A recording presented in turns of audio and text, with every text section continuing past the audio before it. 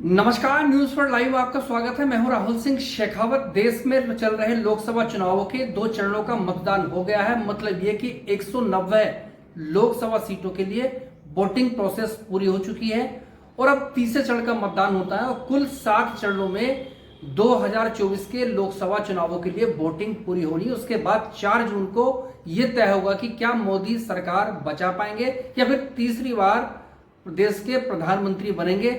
लेकिन 2 चरणों के मतदान के बावजूद 2 सीटें ऐसी थी देश की जिसकी उम्मीदवारों को लेकर सस्पेंस बना हुआ था। जी हां, उत्तर प्रदेश की रायबरेली और अमेठी जो गांधी परिवार का पारंपरिक पुश्तैनी गढ़ रहा है और सबकी नजर इस बात पे थी, क्या सोनिया गांधी के राज्यसभा पहुंचने के बाद ये जो सीटें हैं अमेठी और रायबरेली, उस पर कौन चुनाव लड़ेगा? राहुल गांधी लड़ेंगे, प्रियंका गांधी लड़ेंगी, दोनों लड़ेंगे या कोई नहीं लड़ेंगे? तो अब ये सस्पेंस खत्म हो गया है। लिस्ट जारी कर दी गई है। राहुल गांधी अमेठी की बजाय रायबरेली जो कि सोनिया गांधी की सीट थी वहां से चुनाव लड़ेंगे और राहुल गांधी की सीट यानी अमेठी पर सोनिया गांधी के गांधी परिवार के बेहद करीबी केएल शर्मा यानी किशोरीलाल शर्मा चुनाव लड़ेंगे जो स्मृति ईरानी को टक्कर देंगे अमेठी में। और राहुल गांधी रायबरेली चुनाव लड़ेंगे जहां दिनेश प्रताप सिंह को बीजेपी ने चुनाव मैदान में उतारा है। और अब जाहिर सी बात है, जब तस्वीर साफ हो गई है मुकाबले की, तो अब नुक्ताचीनी या विश्लेषण इस सब चीजों पर होना है। और जैसे ही उम्मीदवारी हुई उसके बाद प्रधानमंत्री नरेंद्र मोदी ने देरी नहीं लगाई, तंज कसने उन्होंने कहा कि डरो मत और भागो मत। उनका इशारा राहुल गांधी की सीट बदलने पर, अमेठी सीट को छोड़ने पर, रायबरेली से चुनाव लड़ने पर था। दूसरी तरफ अमेठी से चुनाव लड़ रही स्मृति ईरानी ने कहा कि गांधी परिवार ने पहले ही बिना चुनाव लड़े हार मान ली है। और ये स्वाभाविक थे, ये जुमले कसे जाने थे, तंज कसे जाने थे। अब सवाल ये उठता है कि क्या कांग्रेस का ये कोई रणनीति है या कोई मास्टर स्ट्रोक है?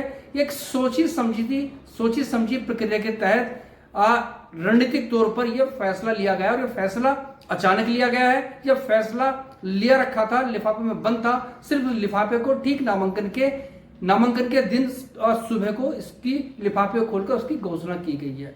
जो भी हो, ये कांग्रेस हाईकमान जाने, लेकिन जो मुकाबला है वो साफ हो गया है कि स्मृति ईरानी अमेठी में मायूस होंगी, उनके सामने राहुल गांधी नहीं होंगे, क्योंकि उनको वो हाइक राहुल गांधी की वजह से दरअसल मिली थी।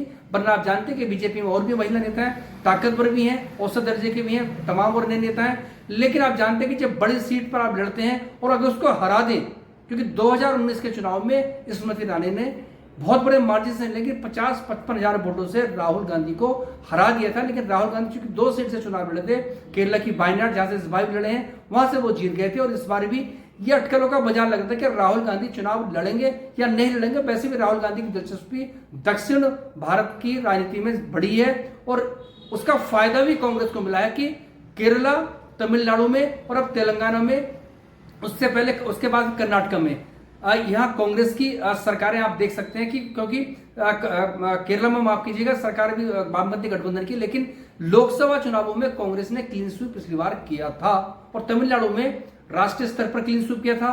तेलंगाना में सरकार बनी है भारत जोड़ो यात्रा के बाद और कर्नाटक में आप जानते हो कि वहां भी कांग्रेस की सरकार बनी है। तो इस लिहाज से जो कांग्रेस की रणनीति थी, एक कयासबाजी लगती कि राहुल गांधी उत्तर प्रदेश को छोड़ देंगे, क्योंकि अमेठी दरअसल वो गए नहीं। लेकिन राहुल गांधी ने उत्तर प्रदेश को छोड़ा नहीं है, सिर्फ सीट बदली है। अब सवाल ये उठता कि क्या राहुल गांधी वास्तव में डर गए हैं, जैसा कि प्रधानमंत्री नरेंद्र मोदी ने तंज कसा है, या स्मृति ईरानी जो अपने बड़बोलेपन के जानी जाती हैं, या फिर वजह कुछ और है? जो भी हो, लेकिन एक चीज तय कि कहीं ना कहीं आप पिछले 10 साल की राजनीति की बात करें, क्योंकि नैरेटिव आप जानते हैं कि बहुत बड़ा खेल होता है, नरेंद्र मोदी नैरेटिव बनाने में बड़े कामयाब है। लेकिन इस बार ऐसा पहली बार हो रहा है इस पूरे चुनाव के अंदर, नैरेटिव दरअसल प्रधानमंत्री कोई चस्पा नहीं कर पा रहे हैं, उसको बना नहीं पा रहे हैं, उस पर अपनी कमांड नहीं कर पा रहे हैं। और मोटे तौर पर पूरा जो नैरेटिव है वो कांग्रेस के और कांग्रेस में खास तौर पर राहुल गांधी के इर्द गिर्द घूमता रहा है, या सिमटा रहा है। चाहे वो नेगेटिव हो चाहे वो पॉजिटिव हो, लेकिन नैरेटिव हकीकत ये कि उनके राव और जिन 2 सीटों का मैंने जिक्र किया, सस्पेंस की बात की है, पिछले 15 दिनों से पूरा मिनिस्ट्री मीडिया सर एकदम कहते आसमान उठाया हुआ था कि आखिर क्या राहुल गांधी लड़ेंगे नहीं लड़ेंगे। और ये भी तय था कि अगर नहीं लड़ेंगे तो मीडिया के डर के भाग गए हैं, और जब सीट बदली है तो भी वो कहेगा कि साहब देखो राहुल गांधी डर गए हैं, अमेठी में जीत की संभावना नहीं थी इसलिए रायबरेली चुनाव लड़ रहे हैं। वो बहरहाल उनका खेल है, लेकिन इसके पीछे कहीं ना कहीं कुछ चीजें साफ तौर पर नजर आ रही हैं। एक तो ये कि क्योंकि अगर अमेठी से राहुल गांधी चुनाव लड़ते तो जाहिर सी बात है एक हार के बाद एक प्रेशर तो मनोवैज्ञानिक होता है, लेकिन वो मुकाबला कहीं ना कहीं एक बहुत ही इस तरह का हो जाता है कि राहुल गांधी को वहां समय भी देना पड़ता, नंबर एक। दूसरी बात यह है कि अगर जो स्मृति ईरानी है उनकी जो यूएसपी दरअसल बीजेपी में बढ़ी है मोदी युग में, तो वो दरअसल राहुल गांधी को हराने के बाद बढ़ी है। अगर राहुल गांधी उनके सामने नहीं होंगे, क्योंकि राहुल गांधी आज राष्ट्रीय स्तर पर नरेंद्र मोदी को चुनौती देते हुए नजर आ रहे हैं। मैं ये बिल्कुल नहीं कह रहा हूं कि वो उनको सीधे तौर पर हराते हुए नजर आ रहे हैं। आज भी नरेंद्र मोदी लोकप्रिय हैं और राहुल गांधी और नरेंद्र मोदी की लोकप्रियता में अभी अच्छा खासा फासला है। लेकिन यह भी सच्चाई है कि राहुल गांधी की दो यात्राओं, भारत जोड़ो यात्रा और भारत जोड़ो न्याय यात्रा के बाद छवि में आमूलचूल परिवर्तन हुआ है। क्योंकि जिस शख्स ने 4000 किलोमीटर कन्याकुमारी से श्रीनगर कश्मीर तक पैदल चला, उसके बाद तकरीबन 6000 की एक हाईवे यात्रा मणिपुर से मुंबई तक पूरी की थी, 10,000 किलोमीटर चलने से लोगों से इंटरेक्ट करने के बाद जाहिर सी बात है राजनीति में, सार्वजनिक जीवन में उसकी परसेप्शन बदलती, लोगों का मनमानस बदलता है। जब उससे सीधे इंटरेक्ट करते हैं, उसको करते हुए देखते हैं, तो जाहिर सी बात है राहुल गांधी की जो छवि है वो बदली है। और जो गैप था नरेंद्र मोदी और राहुल गांधी के बीच में, वो गैप कम हुआ है। आज राहुल गांधी 30% प्रधानमंत्री के तौर पर लोग उन्हें पसंद करते हैं और नरेंद्र मोदी 50 से नीचे है, वरना आप जानते हैं कि 60% नरेंद्र मोदी की लोकप्रियता रही है। लेकिन बावजूद इसके ये सच्चाई कि नरेंद्र मोदी आज भी देश के सबसे बड़े लोकप्रिय नेता हैं, इसमें कोई शक और शुबा किसी को ये गलतफहमी नहीं होनी चाहिए।